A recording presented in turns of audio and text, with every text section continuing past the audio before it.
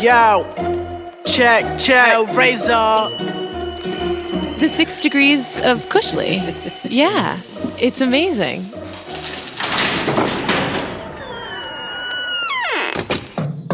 Open up, Colorado. It's 420. Time to grind and burn. This is not your son's stoner show.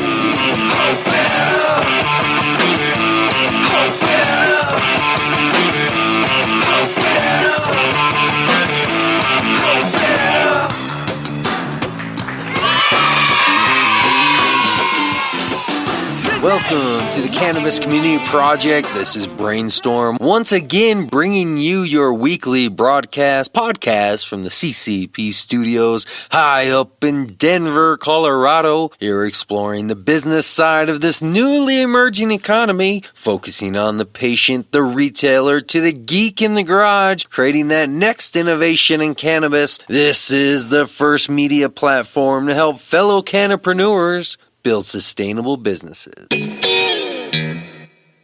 Cannapreneurs, this week's show is sponsored by Dairy Berry's Recording Studio. Dairy Berry's Recording Studio, located in Arvada, Colorado, is your local recording studio with affordable rates. Mark is well experienced and will make your show, music, or any audio you have sound great. He makes our show come across the internet loud and clear every week, and he can do the same for your project. Take a look at dairyberriesrecordingstudio.com or call Mark at 303-456-8216.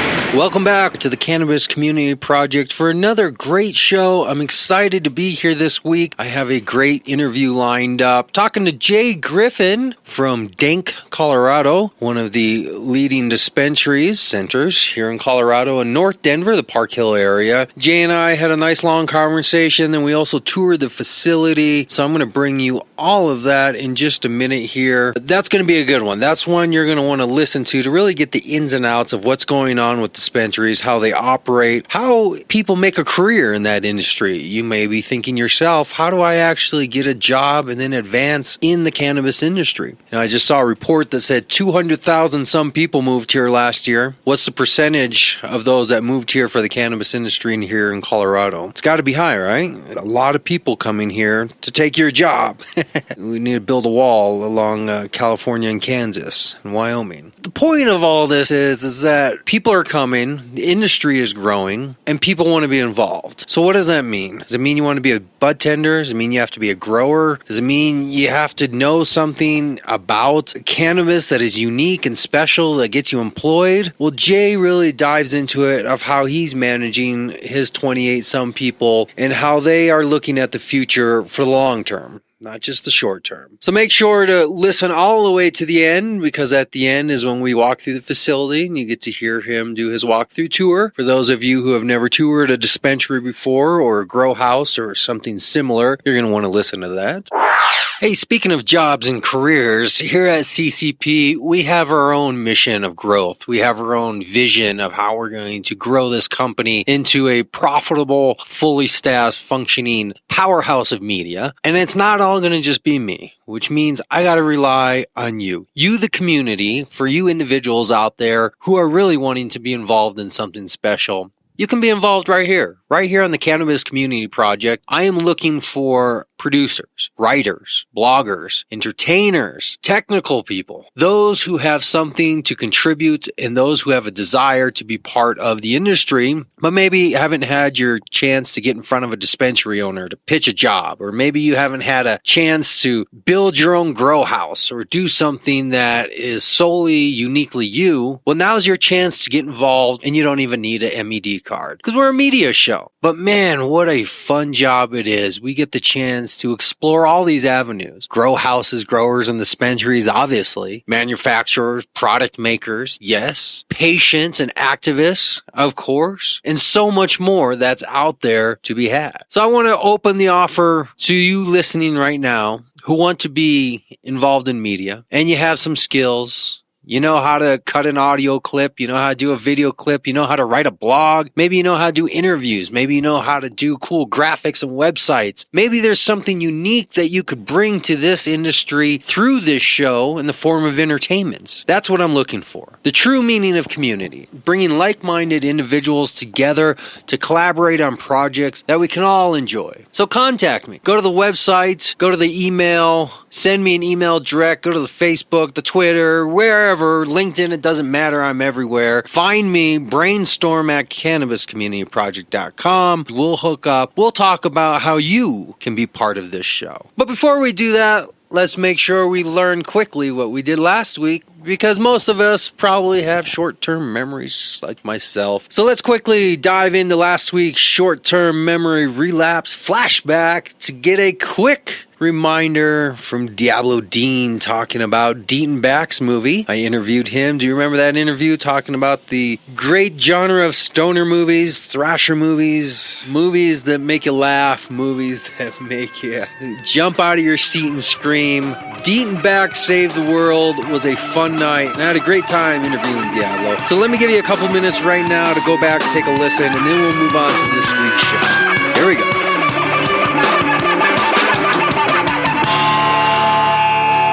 My name is Diablo Dean. I am the director of Dean Back Save the World and co-founder of the Keef Army. Excellent. And I did watch this movie from front to back. I did it with a co-producer of mine. We sat down on Friday night and we followed your instructions thoroughly. We had a laugh. We had a good time. So we considered it a win just to get to that point. Okay, so let me tell you, the footage that we shot for the Eddie time was when Bax rides up to the hookers on the street. Whatever you're thinking happens, you have no idea. You have to watch the movie. And good amount of TNA in it, as well as the shock factor. You're going to want to see this movie. And yeah, that whole thing took place in Eddie's hotel. The exterior shot is not Eddie's hotel, obviously. Eddie was great. It just didn't work out. And so but it all worked out, man. Is this officially launched? Is this still in the stages of getting distribution? Where are you at in this? If somebody goes and finds it on VHX, they can rent it or buy it. I think we've had a pretty good fair amount of success, but we're creating comic books, apps. We're going to be going to all the Comic-Cons starting in January with Jay and the Keef Army and Muse Juice. It's going to be badass. Let me do a shameless request promotion here. Yep, go right ahead. In one of your next 12 movies, can you have somebody listening to the Cannabis Community Project podcast in like the background? Or how about this? In the prequel to Deaton Back, in the movie, we'll make that pretty much the go-to source for sex, guns, weed, or whatever you want the message to be. If it was me, I'd say sex, guns, weed, but it's up to you. Now that communication between these two people can happen through secret messages. She'll be a call into your show, and the way she answers questions is going to be the code that this other guy responds to and does this, which is pretty spectacular. How about that? Yeah. 100% just gratuitous. It does nothing to move the story forward except give you this. It was up to me that a movie would have no dialogue, just a bunch of moving pictures and action and shit. We created a part of the Keef Army called the Keef Army Abides, meaning that we all abide everybody and everything to go forth and get your message out to the world, and we'll help them with that. Yeah, I want to be part of the Keef Army, and I think other people will respond just as well. There we go, man. Just do something, right? That's all it takes. Exactly what you said. Do something, because do the same thing that we did. It's just a great way to really engage with people. To have an audience beyond personal friends that you can still stay connected to. It's a great feeling to know you have a voice in something other people agree with and want to connect to and be part of. I couldn't have said it better myself, man. Exactly. Cool. Since I said it best, I guess we should end it there. I appreciate your time, man. This has been great. Send me whatever you want. I'll repost it, share it. I want to be part of the Keef Army, and hopefully the Keef Army can be part of the Cannabis Community Project. Consider it done. You are a part of the Keef Army, and I appreciate it. And anybody else, fuel is mutual. We want everybody. And so, yeah, thank you. And the same for you. Thank you all for your time. Cool. Sounds good, man. Beautiful. All right, buddy. Take care. Have a good weekend.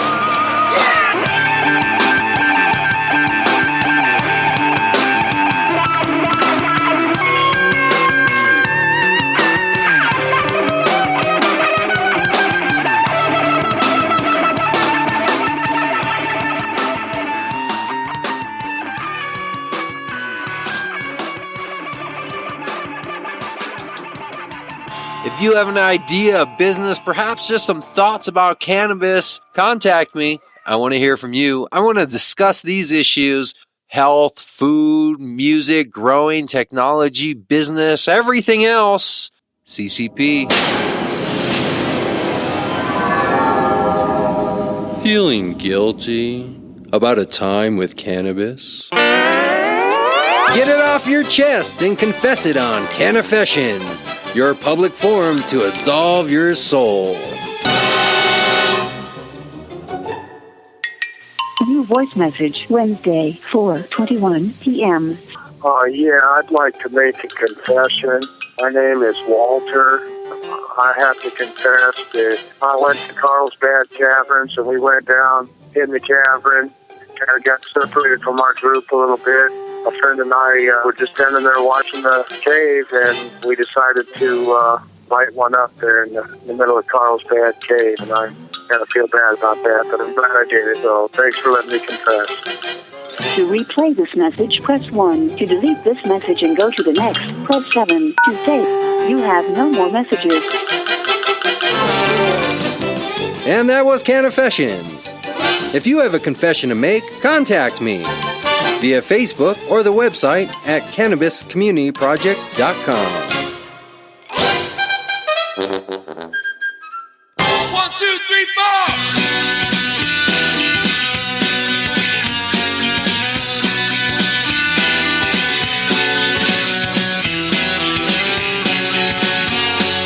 Why don't you let sleeping dogs lie? Why don't you let sleeping dogs lie? You don't know, but I'm gonna tell you why. You don't know, but I'm gonna tell you why. 'Cause they cry, yeah. 'Cause they cry, yeah. Think about soul food, think about the next food, think about the soul food, think about soul food. I do not know which way to go. Why won't you please let my people go? Why won't you please let my people go? You don't know, but I'm gonna tell you so.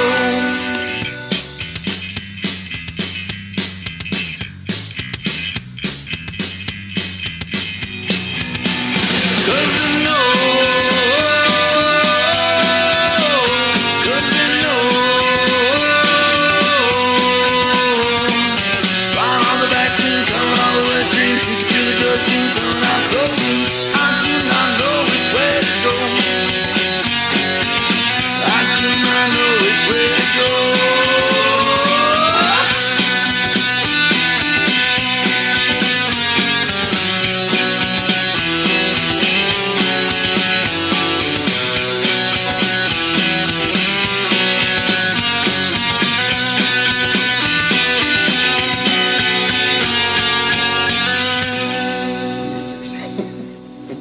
There we go. Now we're recording.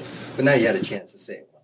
All right. My name is Jay Griffin. Welcome to Dank, Colorado. We are keeping kind. We're located in Park Hill, Colorado. Well, we're about 6,000 square feet with a total plant count in the neighborhood of 1,200 plants. I'm an owner member of Dank. Started here about 4 years ago. Dank started 6 years ago. It's an LLC. We have 4 member partners that share ownership of Dank, as well as a number of other businesses that we're able to start up during this progress and during this movement, one of which is the Denver Consulting Group. We are a consulting company providing standard operating procedures, handbooks, and written application support for licenses across the nation. 2 of the founding partners, Justin Jones and Greg Gammett, got started back in 2009 when their wives forced them out of their basement and forced them to open a grow facility here in Park Hill. At that time in 2009, there was significant vacancy in this entire industrial area. There was 70% vacancy. If you go out there in the market now, you'll see that there are 0 square feet available in the industrial warehouse market. Yes, if I had $1 for every time I talked to somebody who said they were going to start a grow facility, if only they could find a place, but they're out there looking, I would be a very rich man right now, because there's so many people that are giving this, oh, I'll just go find a place, go rent it out or lease it or buy buy it up and go start business. And what I'm learning secondarily through all these other people telling me about it is nothing is available. And the stuff that is extremely expensive, even for those people who are coming from, a money-based industry where they have some money to actually invest into their business. They're still telling me it's very expensive to find a place, and definitely no place that is within a geographical proximity of where you really want to be. I mean, obviously, if you go out to the border of Kansas, you might be able to find some vacant land out there, but who wants to drive 2-3 hours to get to a facility?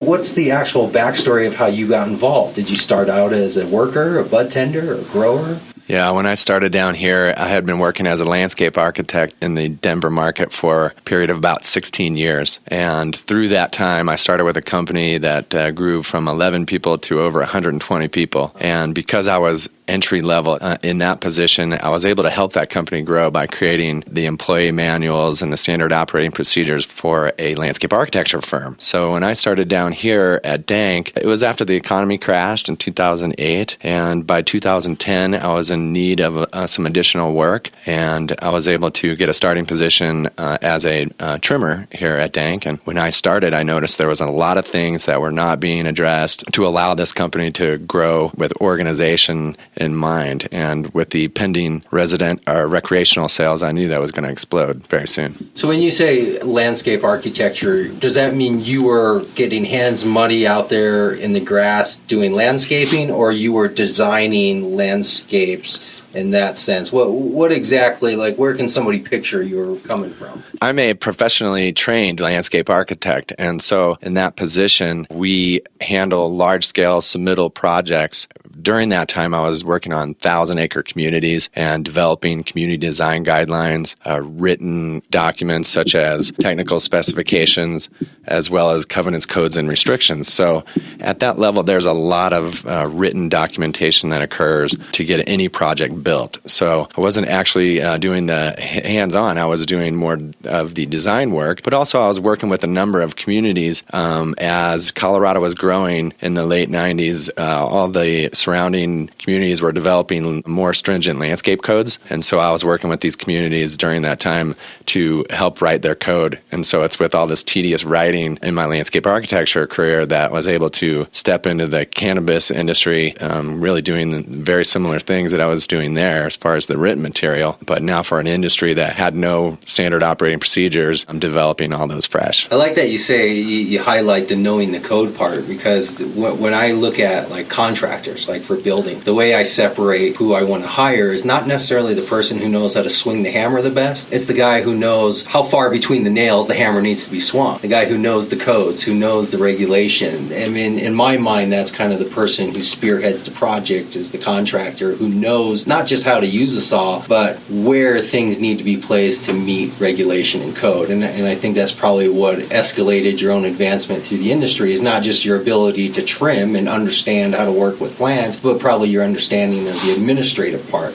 I mean, obviously, you're sitting today in the head chair. You had to have been able to immerse yourself in that industry pretty quickly. Are you just a naturally schooling type person where you hit the books and you read up on it, or how did you actually get to this point? Well, I think that it's a real personality trait that is a testament to my success, is that very detail-oriented and like to do things a certain way every time so that it's the same and very consistent. And when we're building a company, we want all of our staff to be able to do things the same way as the other person. No one's going off on their own, particularly with an industry that's so heavy in regulation. And is this the only location you have currently for Dank? It is. It sure is. And how many people do you employ here now? Well, currently we're in the neighborhood of 28 employees. It's been quite a growth because when I started 4 years ago here, I was one of 6 employees, and we were just a quiet medical shop back then. In fact, everyone shared work tasks quite a bit. So I would actually be in the grow, maybe watering,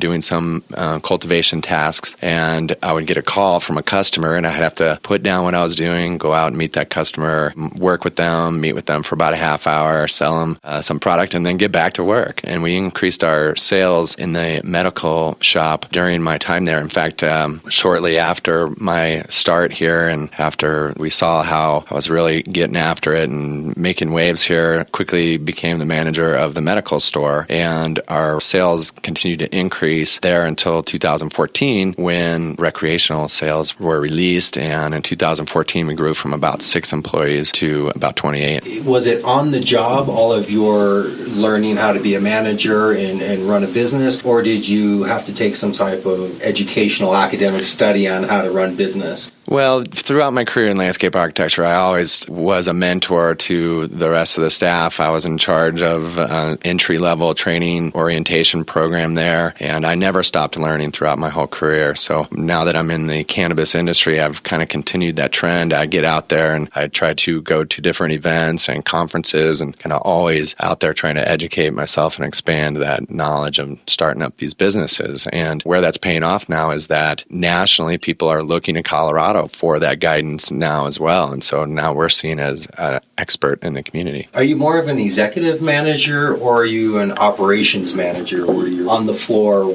working the store, or are you delegating the proper positions and running the overhead from the office? Well, more of an executive management position now, as we have one of the best general managers in the state, Dank, out there killing it on a daily basis. The procedures that are in place ensure a very consistent product. While you might have good genetics that are going to provide you with that foundation, and that's a real key is good genetics, but that treatment and that consistent treatment of that product while it's growing throughout its life helps you maintain that consistency and increase your quality. So how did you become a member? Did you have to buy in? Were you given out of honorary type membership? What was the actual transition? Well, that comes down to timing quite a bit. In 2013, as Dank was looking forward to recreational sales and finding it difficult to find financing through regular venues such as banks and obtaining loans, I was able to step in and loan the company some money at that point, and it was offered in lieu of a return of that money. And is this money that you had just saved over the years, or are you a secret investor on your own, or did you inherit money? What's the secret to that? Yes, if my dad could only see me now, right? It was an inheritance at that time, and it was something that came down to timing because in order for us to be open for recreational sales on January 1, we had to jump through some hoops in late 2013 to really make that happen. I had an opportunity to utilize an inheritance at that time to build our recreational store. I mean, I don't know your dad, but I'd like to think if he could see what you have going here, that would be not just a wise use of the money, but maybe a wise use of your time also. What was his standpoint on this industry? I'm not sure he would be fully on board with that. My mother's on the different side. She's supportive of whatever I do, but my dad was an electrical engineer for Boeing, very straight, with the exception of alcohol. Would he support that? I think he would be happy just because I'm happy, but I don't think he would have loaned me the money to loan Dank at the time. But if he could see today what you've been able to develop from it, maybe he would have a different opinion. He sure would. He'd be thrilled. Knowing that you're not just in a shed in the back smoking weed and selling baggies out the window. It's a real industry now. I bring family and friends from St. Louis and back home in Missouri through the facility quite often, and everybody's just blown away at how it is a legitimate business. It's a very clean environment, and everybody's minding their P's and Q's, and it's a real deal. And we make sure that across the board, even our staff is taken care of as well. So it makes it a real legitimate business. Give me how close I am. The only other person I've spoken to who was an owner of a dispensary had about a 5,000 square foot place, had about 15 people working for him. And he quoted me that they were spending about $100,000 a month in overhead, and the majority was just meeting compliance. How close or far away is your facility, being that it's slightly bigger than what he said he had going, as far as just overhead? What does it take to maintain this type of facility? Well, I'm not going to be able to lend direct insight on that, as we do have 4 partners here. We have a lawyer, we have a sales guy, we have a numbers guy, and we have an operational guy. So each of us kind of tackle a different department within Dank. Regulation is a big part of our industry. In fact, with our consulting group, we teach compliant regulations on a weekly basis. We maintain Dank at a very high level of compliance. Right. So we probably spend quite a bit more than your regular operation just to make sure that Dank is meeting their P's and Q's. In fact, we had an audit last month, independent audit by Cannabis, and ranked at a very high level at the 99% score. When you say independent, meaning you solicited the audit on your own just to see where you were standing? Yeah, that kind of independent audit gives the owners the comfort level of knowing that if the MED or any department was to come in the next day, that we feel comfortable that we're going to pass any inspection. And is that something that requires multiple weeks of people coming through the facility, or is it just a one-day in-out type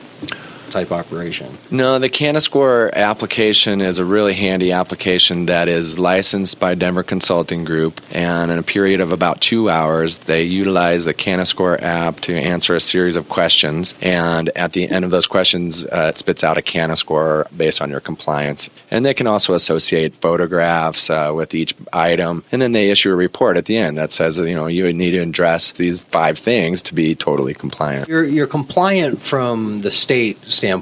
How are you from the business standpoint? Would you say that you feel like you're running a smooth, well-oiled machine, or is there still stuff being worked out? I mean, 4 years is relatively new in the sense of having a business. How do you feel, if I can use the word confident, from how the business itself is running? I mean, even though compliance is good, is the business still at the top of any other business would be? I think there's a lot of challenges with that because we all came from different backgrounds. Mm-hmm. In this particular organization at Dank, we have such a wide variety of backgrounds in the ownership, and none of us have this business type degree. As a landscape architect, I know processes, and I can help with the graphics and the marketing and the PR, but I don't have HR experience. There are some shortcomings in our facility, HR being one, because none of us have been really trained in that, and it's just through experience that we know the ins and outs and that type of operation. So to overcome that barrier, do you go to the outside and find an HR person? Do you try to train somebody internally to be an HR person? How do you determine which is most cost effective and ultimately most effective for the business? Now in this industry, of course, we're contacted on a daily basis by any number of different independent agents trying to team up with this industry. So we'll get contacted from marketing folks, we'll get contacted from HR folks. So we utilize those out of house operations when possible, but it has always been Dank's procedure to kind of make do with what we have as we're experiencing those growing pains. And when you're small, you're going to have to work on things that you're not comfortable with and get out of your comfort zone. And currently I am our HR rep, and that's one of my most despised work tasks. As I once heard somebody, forget who, saying, what's the difference between successful and unsuccessful people in what they do? Well, successful people do all the same stuff that unsuccessful people hate doing. They just have to do it, right? So it's one of those things. You can't avoid HR. I don't know, but it's definitely one of those infrastructure things that has to be in place, especially now if you're 20-some plus people, you're getting to a point from an industry standpoint, an organizational standpoint, where it's going to be very necessary. But you mentioned kind of the operations side of just how do you manage things, how do you do things. How do you place the life of this business? Is it on the sales of medical? Is it the sales of recreational? Is it the sales of products? What keeps the business afloat day to day from a revenue standpoint? Well, there's a lot to be said about the medical community, and in fact, each state is going through this because medical programs are usually the first programs to get passed. Here in Colorado and here at Dank, the medical shop sees about 20 or 30 people a day. And recreationally, we see about 200 to 300 people a day. Wow. So there's a significant difference on the recreational side than the medical side. That being said, the medical side is really our Colorado community. These are the people that were supporting the program from the beginning. So we try to take care of them in every way possible. But it's hard to deny the sheer numbers coming on the recreational side. Especially since the recreational side brings maybe a slightly higher price tag. It's true. It is true. It is a slightly higher price tag. Even without the tax, it's a higher base point. But out of state, I mean, on the recreational side, we are seeing about 40 or 50% of people from out of state. As other states, and particularly those adjacent states, start to legalize, we may see a drop in the overall recreational market. So we have to prepare for that and, maintain a good customer base with our Colorado locals. So both on the medical side and the recreational side, we provide quite a bit of discounts out there. You're never paying retail. If you're paying retail pricing, then you're not doing your homework. But medical side and the recreational side, we provide locals discounts. We provide a rewards card, things that are going to really keep our neighborhood and our regulars happy. Yeah, and it's really one of those things where, I mean, you had to have the medical to get the recreational, right? Mm-hmm. So that was kind of the required thing. So to cut them loose now would almost be turning on your own children eating the cub bear after it's born. Even though it may be less in people and less in revenue, it's almost like a restaurant that survives on tourist season. It's like, where are the locals? Well, we're just concerned about the summer's tourist season. They come, they go, they leave their money, and then that's that. But what I hear you saying is that we might be in a bubble. We might be in a bubble due to just a monopoly type situation where everybody who's in the field now is going to benefit until whenever that time is in the future, that adjacent states and everybody else all of a sudden changes. Mm-hmm. And then maybe the bubble bursts or deflates. Yeah, don't get me wrong. I support the legalization movement wholeheartedly across the nation, but some delay in that is not going to hurt my business. Are we technically in Denver, or is this Aurora? Okay, so we're in Denver, which means we're probably a little bit safer as far as the city wanting to work with dispensaries and the city wanting to, be part of this whole situation. Whereas other people who are in other small towns around Colorado are struggling with their local municipalities to still find a place of recognition. Are they going to be accepted by the community? Will the community support them, or will they support them but yet still with harassment or just non-cooperative type action? So being in Denver helps a little bit. I don't know this area up here too much, but what is the surrounding competition like? Are we talking about one on every corner, like down Broadway, or? So we're in Northeast Denver right now. We're just a half mile south of I-70 at the Dahlia exit, and we are very close to the airport, and so we'll get a lot of traffic coming in from the airport and doing Google searches right away. So there's other operations that have caught on to that, and they're starting to open along the I-70 corridor. And so we are seeing some increased competition out there. But since we have been around for 6 years and developed quite a strong brand, that's our key to winning the hearts of the public that have not even visited and are just doing Google searches. Yeah, that's actually a good transition into the marketing aspect of what you're doing to compete, if you consider yourself in competition with other dispensaries. Some people don't. I've talked to some people who don't believe there's really a competition per se going on. But what are some of the basics of either SEO or websites or general marketing practices that you're doing to make sure you stay top of mind, that you're out there for people who are Googling and you're out there for people who live within proximity and you're just trying to keep your name in the market? How are you going about that? Well, we pay a lot of attention to the free aspects or the free avenues first. So if you're doing a lot of these activities, then you can lower your costs on the paid advertising. So we start with the Facebook, the Instagram, the Twitter, and make sure we have a good, strong presence on all those venues. And then we go into different print media. And so here at Dank, we've pulled all of our marketing and advertising in-house. Over the years, we noticed that we could respond quickly to changes if we had that in-house. And additionally, that allows us to go to the grow, take a picture of a plant, and it can be in that ad by the end of the day. We now do all of our advertising in-house, and we do print media in a variety of different magazines, Culture, Dope Magazine, Marquee Magazine, as well as the Chronicle. What is the ratio between advertising and doing hands-on events like this poster you showed us earlier about the trick or treat that you're putting together? How much physical interaction marketing, that direct marketing where you're out there in the community, you're going to a show, you're doing a storefront somewhere versus just straight advertising in a magazine or on radio or a website? I guess we're probably in the neighborhood of probably 30% promo and 70% media. We do quite a bit on the promo side.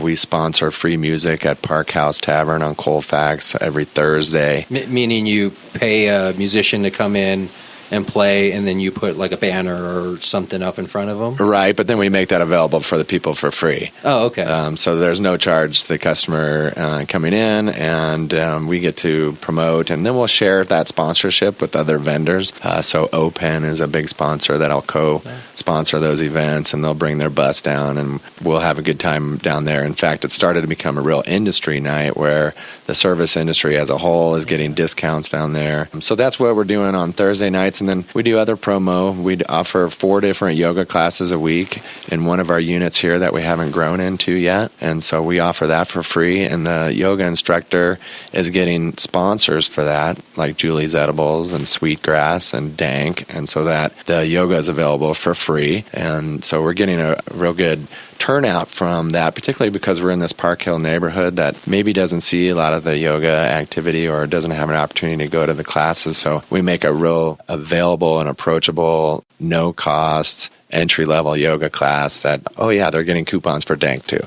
Are we still at the point in the market where marketing is important, but there's still just enough natural influx of people coming where marketing isn't making or breaking the business, it's just helping to support it because there's the 200 plus tourists coming in a day, or the recreational side numbers are just growing and growing? Yeah, marketing's great, but we still have just a natural influx of people coming in. What can you speak to that as far as what you might see in the future? Well, I feel like with our particular location, we do have to do quite a bit of marketing just to help people to find us. Down. This is an industrial area just north of the neighborhood, so it doesn't see a lot of traffic. We get out there and we market quite a bit and make sure that people can find us. So we do have to stay active on our SEOs, make sure that everybody can Google search and find us quickly. We are prohibited from marketing out of the state, so we have to be real cautious with where we're marketing. We also have to be cautious with who we're marketing to, as we have to maintain 70% of that market has to be over 21. Right, no cartoon characters or anything like that. But so we focus our marketing in-state, and what we do for those out-of-state market is every brand new customer that comes in the door here at Dank plays Stoner Trivia. And Stoner Trivia is an actual game. It has board cards with questions such as, what was Cheech and Chong's first movie? I can only mention the one I know, Up in Smoke. That's the first movie. Oh, okay. So as a first-time customer, you would win an award. And so we have quite a bit of awards that we give for that first-time customer. And, it has a D on it. It's a shirt, it's a mug, it's a pint glass, it's a lighter. So those folks are going home with that product, going back to their home states. And now we're starting to see a real benefit from that, because now people are tagging us from New York to Florida to Alaska. Is there sub-questions like, what was the sergeant's name? Oh, yeah, it's a great game, and we've been playing it down here for a while. What was the song they were playing on stage? I mean, we know every question by heart. In fact, I could probably answer the question with only 2 words of the question being given. Yeah, games are fun. I mean, it's basically the bar scene, right? It's where people are doing trivia nights and poker nights and all the other kind of bar scene type interactions to have people interacting at a facility where they're consuming, but people aren't actually consuming on premise here, right? It's true. It is prohibited on premises, and so we're always cautious with that. In fact, this last 420, we had a big yoga class, one of our free classes that drew about 40 people, and it was 420 weekend, and what do you know? The Marijuana Enforcement Division shows up that weekend, the busiest weekend we have, and they just wanted to poke their head in the yoga studio to make sure that there was no on-site consumption. Did you take that as a compliment, that they cared enough to come look at you? Well, anytime anybody shows up with a badge, you're a little nervous right away. A little nervous, but as they say, sometimes not being known is worse than being known, right?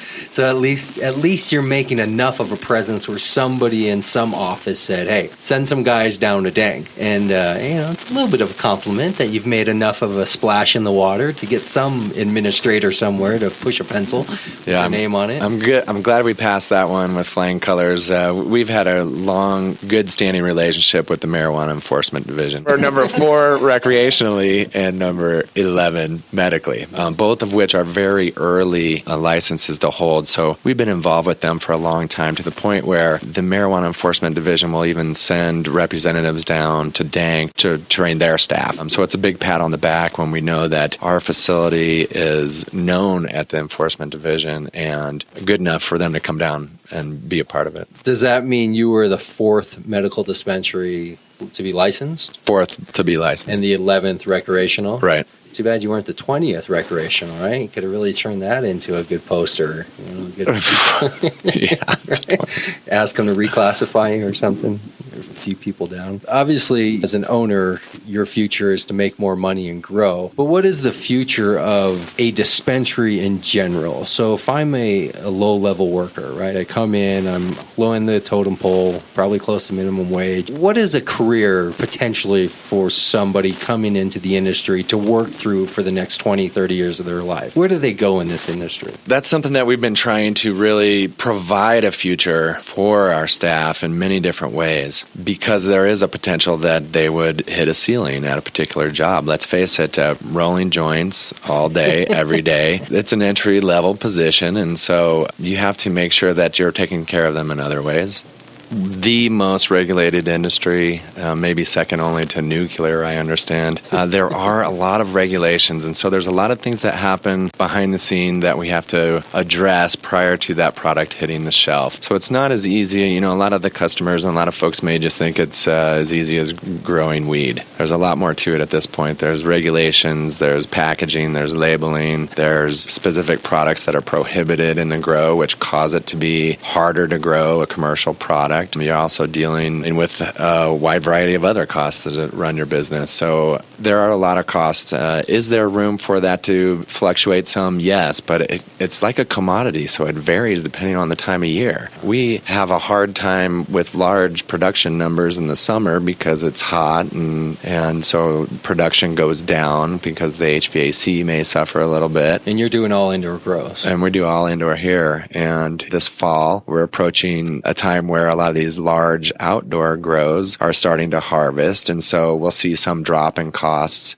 in the fall usually, but then it'll creep back up. Yeah, so constantly fluctuating in price. Let's just circle back around, because I wanted to give you the chance to really answer on the career side of where somebody goes in this industry. You started to break it down, joint roller. What is the list of jobs we're looking at? Let's take out the administrative type jobs. I mean, obviously you could be an accountant in any business, an accountant's an accountant, but excluding administrative type jobs. So if you're on the floor working, what are we talking about? Bud tender, trimmer? Well, you really want to break it up according to facility type. Okay. So here at Dank, we have 4 licenses, 2 recreational licenses and 2 medical licenses. Within each license category, we have a grow and a store. So you can break it up into those categories. In the store, you have your bud tender, you have your floor manager, you have your general manager. And really, with the exclusion of your normal business operation, your HR, or your marketing, that's really encompasses the whole operation on the store side. When you get into the grow in the cultivation, we like to start people at our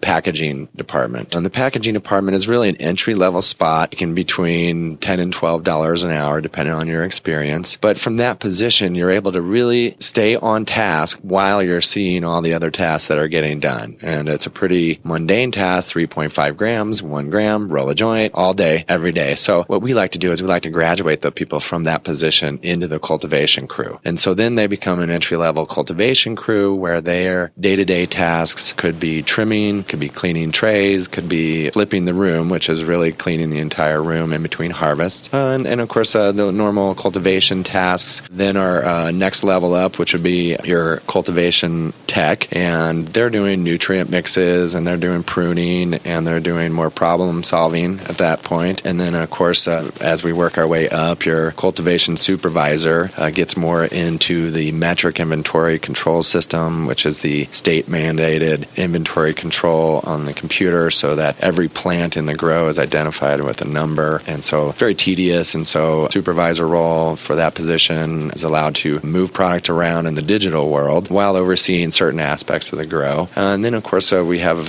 trim and flip supervisors that really supervise the crew. What makes Dank unique in the trim and harvest is that we don't hire or bring in an outside company to trim. We utilize our grow staff to do the trimming and harvest as well. Now, we're small enough where we can achieve that. We have 11 flowering blocks here at Dank, and we feel like that provides them with ownership in the product. The same guy that transplanted that plant from a clone to a 5-inch pot and watched it and cared for it its entire life, on harvest day, he's putting that same care into harvesting a good quality product, because in the end, we're all using that product too, and we're all proud to say that we smoke our own product. Yeah, start in the mailroom and work your way up. And that's what I did. And that's what I did here. In fact, I've been in every position down here at Dank, and as we grew. And so there's a number of folks that have shared that line where they've worked different positions, and that gives you good insight throughout. The other things we do for our staff, though, to make sure that they have their eyes on a career rather than just a temporary job, is we make sure that they're all trained in compliance. We currently use iComply training for periodical training, and they require, in order for us to maintain a compliant or responsible vendor, we have to train 90% of our staff. So on a regular basis, we'll send staff to a training course that will last a full day, and they get up to speed on the entire compliance and regulatory system. That puts everybody at a starting level of compliance rather than just one guy walking around with a clipboard trying to say what's compliant. Everybody then has a shared responsibility to protect our license. So that gives those folks a nice competitive advantage if they were to leave, but we're also trying to build this future for them. And by that, what I mean is I like to try to keep stepping back from the day-to-day and allow space to be filled in from our existing staff. So a little bit on the history on that may help explain that. As I became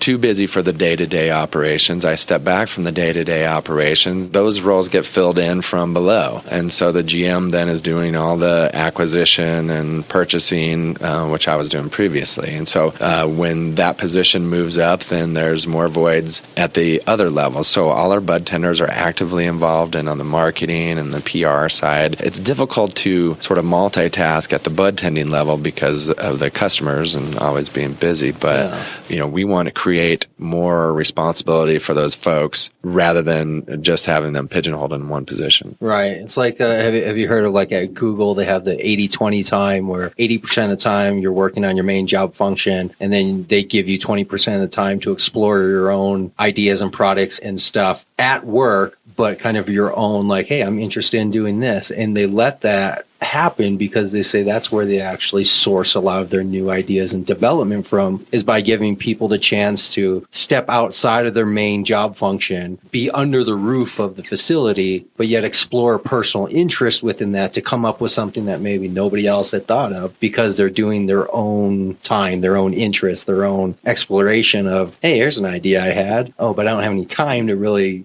do anything with this idea. So Google said, well, here's some dedicated time. Do 80% what we tell you to do, and then take a little bit of time to explore what you think should be done and bring it to us and see what comes out of it. Well, what's really interesting about this industry is that the passion is there already. People are involved because they're passionate about cannabis and the legalization effort. When you go to work for Google, are you passionate about Google searching? Well, probably not, right? But you might be creative or something like that. What that does is really really keeps everybody's interest at a super high level. It ensures you're going to get quality work because they're all very interested in the movement. And we encourage those folks to get busy outside the office as well. We want them to go to different events and represent Dank and really represent themselves as they grow. But this is also a very young workforce, typically. And so you have folks that are still looking for a direction in their career, and maybe this is temporary, but with any luck, we can find a position for them that will be successful in this industry. Well, sending them out there,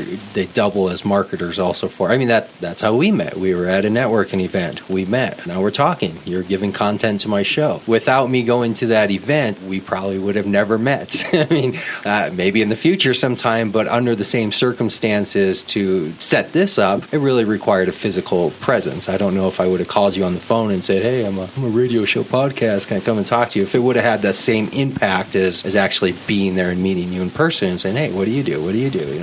Let's do something. These events in the cannabis industry are always so fun because everybody is very willing to meet and greet and talk to each other. I was in landscape architecture for so long, and it's an established industry, and so I would go to a conference or something, and people were pretty quiet. They already had their job, and they already had sort of this niche, and so in the cannabis industry, there's so many new startups, and everybody's interested in talking to somebody else and trying to really keep this thing going. So, I mean, everybody ultimately who wants to be in this industry would like to be employed in a well-paying position where they can make a career out of it. Nobody wants to be in minimum wage forever and ever. Are you going to open multiple stores in the future where people, as they're moving up that chain from the mailroom on up, will have the chance to one day run a store? I mean, what is the ultimate goal that somebody would have working through? Yeah, certainly. And that's part of what I was getting to as far as stepping back and expanding from within.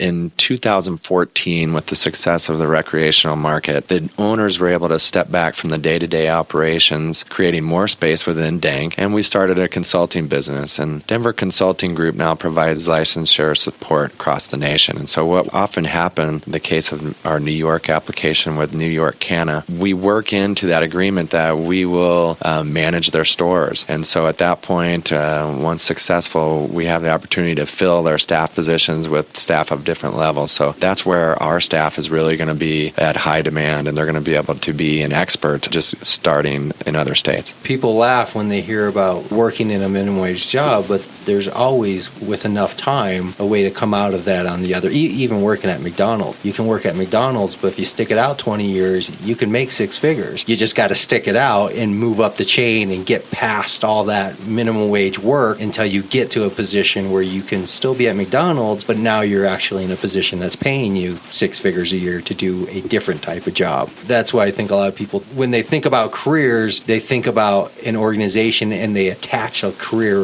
with it rather than thinking about the stages of a career. It doesn't matter if you're at McDonald's or if you're at IBM, there's still stages where you're going to be a low-paid worker and move up. Even at minimum wage jobs, there's people making a lot of money, but you got to stick it out and work it through. Everybody's seen Coming to America, Eddie Murphy, right? Right. First you start washing the lettuce, and you move over to fries.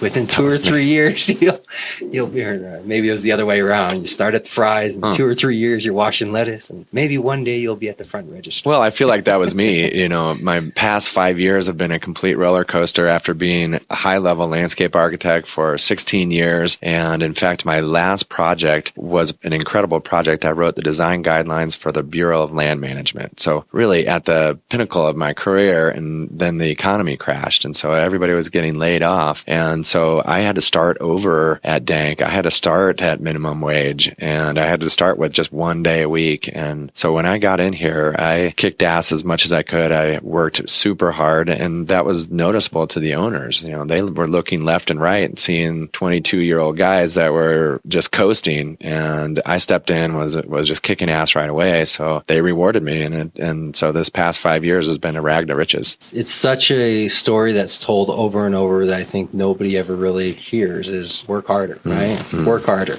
Just if you're not happy with what's going on, work harder. If you're not getting what you want, work harder. And everybody knows it. and it's so common. And if you asked anybody on the street, they would say, obviously, work hard. But I don't think people actually understand, because as you just stated, you walk in most organizations and look around, and what you'll see is a bunch of drifters and floaters and people in temp jobs and people wanting the payoff without putting in the work, or at least the sufficient amount of time of work. I think people are very distorted nowadays with reality TV and how media presents things. People have a distortion of time that, oh, well, I've been here a year. Why am I not this next thing yet? Oh, I've been here 3 years. Why am I not this next thing yet? I think we forget, like the days when your dad was, drinking alcohol and building planes or whatever he was doing. That was a different time where people worked hard and they worked 10, 15 hours a day. And you were lucky if you came home and got a hot meal type thing. If I can finish with just 3 kind of final questions, what is the biggest barrier or disappointment you've had to go through in these last 4 years? Oh, let's see. Let me think about that. Well, I do feel like I've achieved quite a bit in the last 5 years, but there's always, in this industry, there's brand new opportunities every day, so it's very challenging to identify those that you think are going to be worthwhile and a success. And being that the industry is new, everybody wants to team up with you, and they feel that they can bring something to the table, so you have to really dissect all that and make sure there is some value in teaming up with people. What about the flip side? What's the biggest achievement then, maybe? So looking maybe at the positive side, maybe if there's not a disappointment or barrier that comes to mind, what's the biggest achievement you feel like you've accomplished so far? Well, over the past 5 years, our brand has grown significantly, and so I feel a great deal of pride over that development of our brand over the last 5 years. In fact, even in the medical side, for the first 3 years, there was no brand, and it was slow to get going. And so what we have now is a testament to hard work of myself and my coworker Billy Aquila, hammer it out every day. And finally, I'm looking for something you can give other people who are up and coming. Maybe they're like me, where they're still looking to get to somewhere. Maybe they're like you, where they've kind of gotten something. They have a store, they have a business, but they're maybe not at the level. What tactical advice can you give? And what I mean by that is, don't tell somebody they have to be passionate about what they do. It's not very tactical. I mean, obviously, you got to be passionate. But what's a actual util piece of advice somebody can do right now to help surpass either a barrier or a struggle or something they're still trying to get a hold of to become a business owner or an entrepreneur or establish their own product or their own business? What can we physically, tangibly, something that we can do in our everyday life that may be something you do that's beyond the abstract type things, beyond like, well, find something you're passionate about. All right, check. Let's just check that off the list and assume everybody is passionate about cannabis. So let's take that off the list. Well, you have to start off with a good deal of education. That way you're educated on your particular product or your goals. And with that education, then you can apply that by doing the work yourself. From my position, I've worn many hats, so I learn from doing it myself first. Even if eventually it's going to be one of my staff's responsibility, I like to get out there, do it myself, learn what has to be done, and then I can pass on that knowledge. So I put a lot of emphasis and respect on those that have actually done the work, and then they can speak like an expert. So let's take that even more focused. How do you learn? You took some classes down at the local community college, you went online and scoured websites, you bought a bunch of books about cannabis industry. What was the actual learning process that you engaged in? Well, the industry has a lot of opportunities for learning because there's a lot of different educational opportunities. There's conferences. And so that was something that I've always done throughout my career, is kind of continue to learn and educate myself. With that then becomes this networking portion, which, you have to put yourself out there. If you're uncomfortable with that, you have to get over that, because that's the real way you're going to grow your own career, is by networking and expanding your knowledge. And I see that in you from your previous statements about being detailed oriented and knowing the codes and regulation. Very similar to that first comment I made, that I want the contractor who knows what's the width between the nail, not necessarily the guy who knows how to pound in the nail, because it's the guy who knows what's going on and knows how to do things that can easily delegate and direct and run the organization for other people. So the takeaway from this this is get educated, self-educated, any educated. Get out there and start learning stuff. Pick up a computer, pick up a book, and go out there and talk to people. Learn as much as you can so you become the expert in a sense. Maybe not absolute expert. Yeah, and it's with that education though that you're able to apply that and try things for yourself through trial and error. And I've often had our growers say that you're not going to learn anything until you make a big mistake. Until you kill off a batch of plants. That happens in the grow, and you will never do that again. Because you would fire somebody or you would allow them that learning experience. Is there a threshold of a dollar amount before it becomes no longer a learning experience? Yes. And now it's just an experience of being fired. You're out of here. Learn that one from the next guy that hires you. I appreciate your time. Are we going to have some time to walk around the facility? Yeah, that'd be great. I'd love to show you guys our operation here at Dank. Okay, let's make sure to get all your contact information one more time, because maybe somebody's listening that wants to talk to you about something. I don't mean solicitors. That's a whole different industry. Matter of fact, can we just spend 30 seconds on this? Because as a business owner, I find this overwhelmingly with people I talk to. Is they are inundated with solicitors. As you mentioned, since 2009 till now, it has been a hockey stick increase of salespeople knocking on your door and knocking on your phone. Do you think it's necessary to have people out there soliciting? 2, if it's necessary, what is the process you have to actually get those people through a proper procedure to learn of what they have and if it's relevant? And 3, how do you manage just the inundation of people out there soliciting, which is overwhelming people? People I talk to say they don't know what to do, so what do? They close their doors, which creates kind of an opposite effect of what's supposed to be happening. Can you just give us just a synopsis of what that is? Because I'm so curious myself about this, and I really do think it's probably a topic that few people talk about, is the day-to-day operations of a business. You have to deal with other businesses, correct? You have to listen to salespeople, whether you like it or not. I'm taking some assumptions that you're in agreement with, and you have to have some type of process to get them through the door in a way that doesn't disrupt the process, doesn't take away time, doesn't waste time, but still allows other solicitors to get their message across to see if it's something relevant to you. It's true. We do get a lot of solicitors every day. We have a very complex phone system that makes sure that it's very difficult to get to my desk. So we have our answering service and make sure they take appropriate messages and pass that down. Now, that being said, our solicitors are using a variety of means to reach us by delivery of samples, pop-top bottles, or some sort of sample like that. Certainly not a cannabis product. And through emails. And it seems like now my email box is inundated with all kinds of email groups that have now been shared throughout the industry. And so everybody has kind of a similar group. So those don't get too much traction from me on my inbox. If it's a group mail or even if I haven't heard of them, they don't spend too much time on my inbox. That being said, I do believe that some things happen for a reason. So oftentimes it comes down to timing. The other day we were looking for starting up and creating some tickets on Eventbrite. And so we tried to wade into the water there and start to create some events. And then I got a random email from Universe, which was a competitor of Eventbrite, offering better rates. And, the timing was such that, maybe this was supposed to happen. So I contacted them, and now we have a working relationship with them.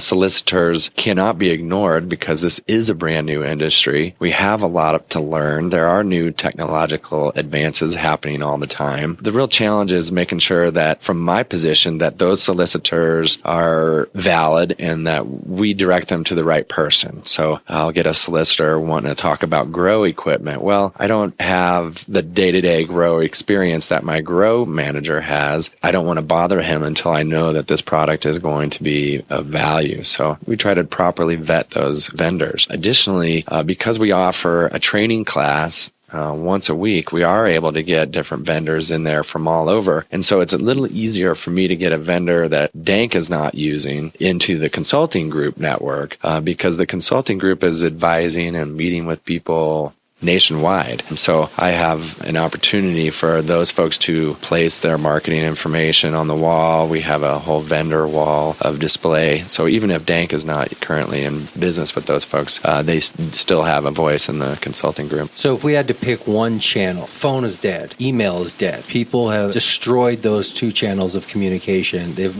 Nobody wants to pick up the phone anymore. Nobody wants to answer their email. What is left for a guy who created his own products? It's maybe just him and his wife, and the only means of marketing he has is just to beat the streets, knock on doors. What is an appropriate way to get a hold of a business if we can't really do email and we can't use the phone? It seems like that FaceTime is really important. That's how we met, and that's how I meet a lot of my vendors and folks is at other events, and referrals.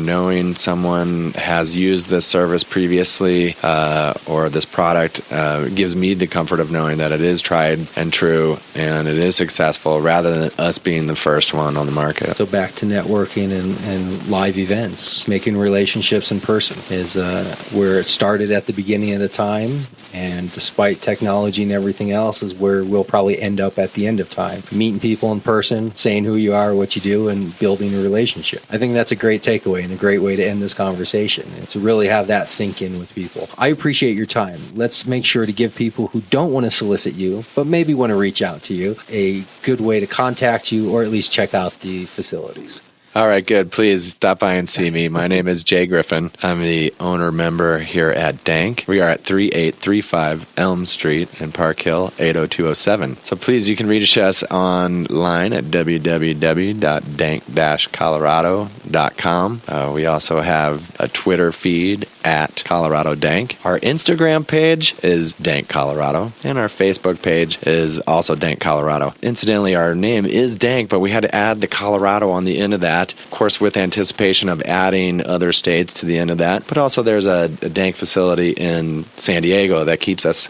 from just using Dank. Unaffiliated. Unaffiliated, but they keep coming up on the Google search. So we have expanded at Dank Colorado, but shortly we're going to have Dank Trinidad, and we're going to have Danks all over the nation. Excellent. I appreciate it very much. We're going to take a few minutes, check out the facility, and get a good idea of the whole place here. Thank you very much. Thank you. Keep it kind.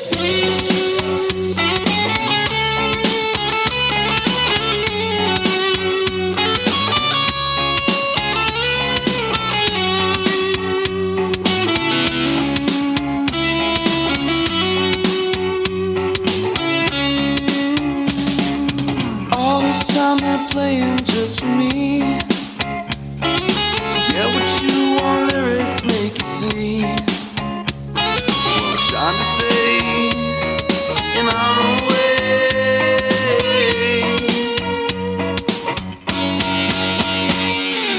All this time they're singing straight to me.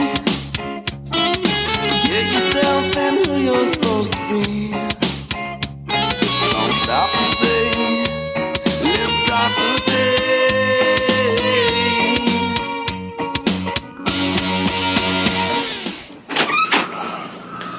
so the whole building is yours. Yeah, the story goes like this. In 2009, after the owners got pushed out of their basement and started a medical shop, it was really just two guys and a tent. They wanted a spot where they could grow and a spot where they could play music. They're both in local bands. So over time, they just started to expand through each of the units.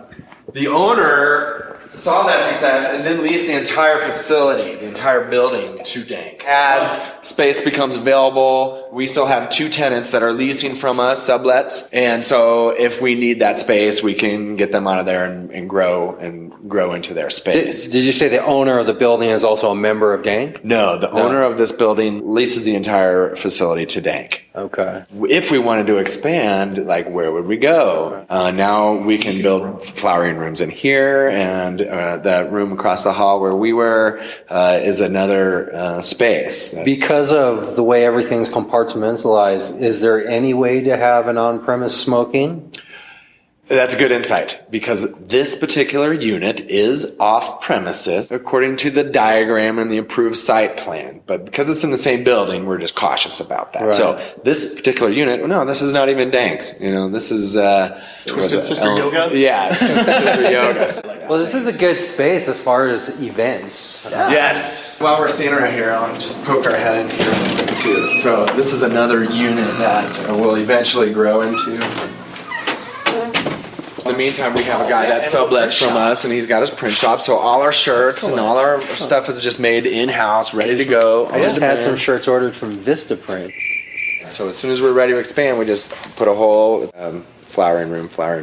Right. And More business creation is that we're creating a separate LLC called KeepingKind.com, which will be all of our gear. So then we can make all of our gear and t-shirts and swag available online for people to order out of state. And, that just further expands that brand. Right. Excellent. From 2009 and grew into more and more units. Now we occupy 4 physically of the 8. And then there's these 2 and then 2 more subletters.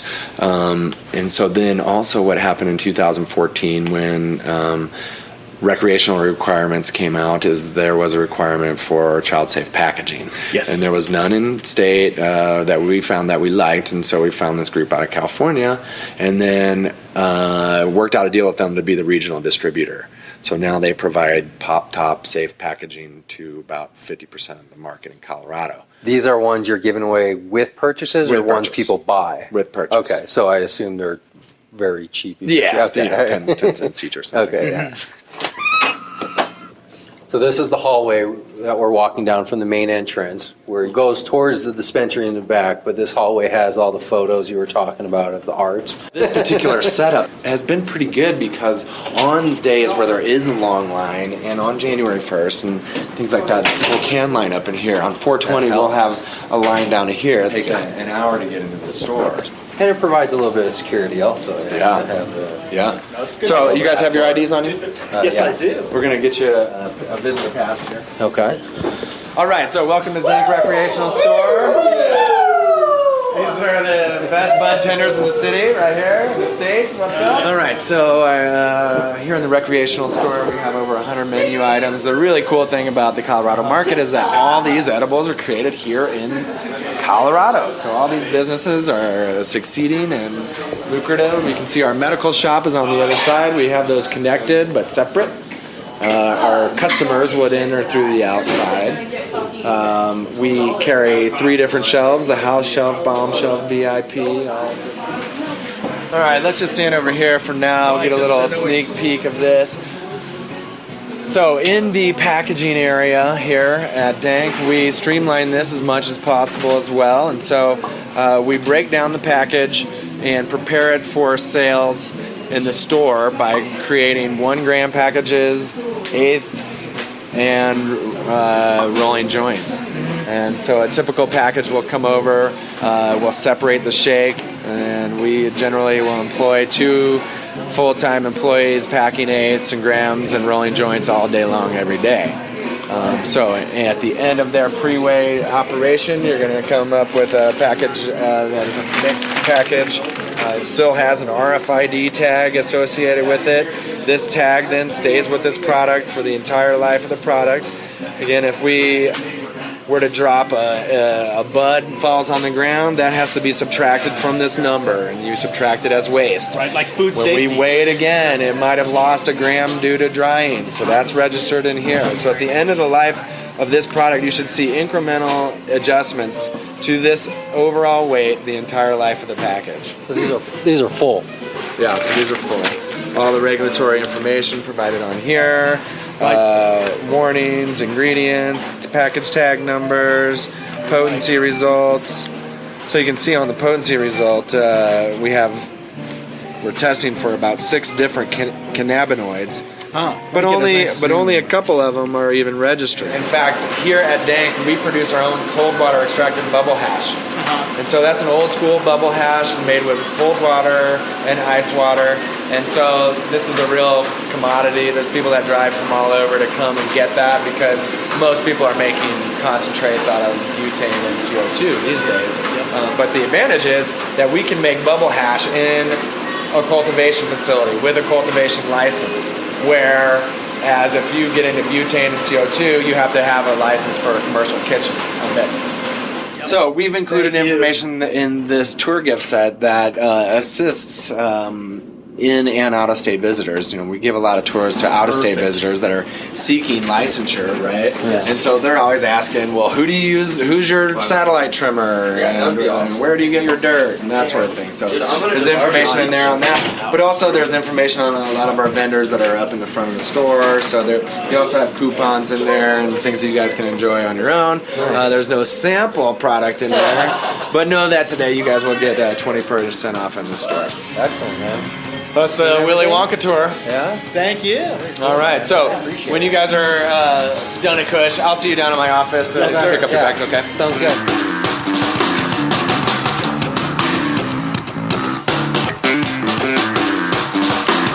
Thanks for listening to this week's show. Make sure to come back next week. We're going to have more guests lined up, speaking with dispensary owners, growers, business owners. Make sure to follow us on all of the social media, Facebook, Google+. You can listen to our shows live from the website or your preferred listening platform. Find us on iTunes, Stitcher, SoundCloud, Spreaker, even YouTube, all under the same name, CannabisCommunityProject.com. We'll see you next week. I'm honest now, baby. You're caught honest. Be afraid, 'cause we're coming for you with all we got. Might not seem like much, but there's a lot of us. Anonymous got secrets that's begging for a wiki-leaking discontent. With CEOs and cherry picking all the profits procured. Still they want more. Don't be surprised when there's a knock on your door.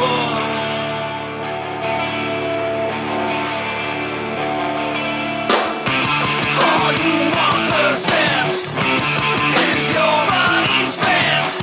Tell friends that's me, knock it down your door. Open up, open up. All you want percent is your money spent. Tell friends that's me, knock it down your door. Open up, open up.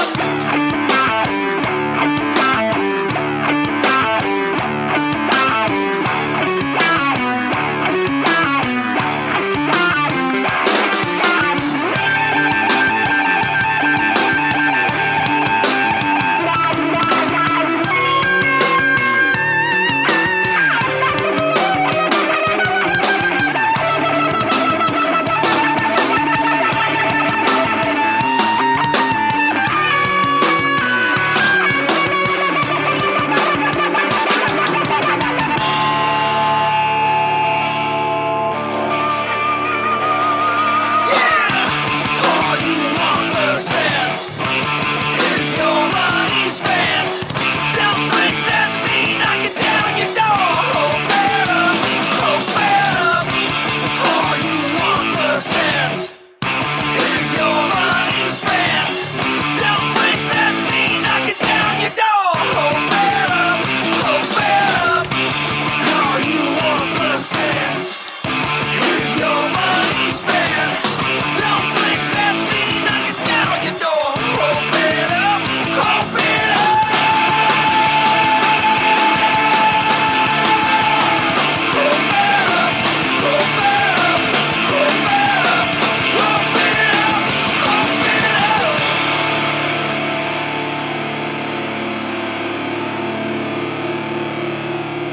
The Cannabis Community Project Radio Show. Hi, nice to meet you. I'm here to check out what you got, maybe purchase them. All right. Do you mind if I record you? I'm really not comfortable with that, man.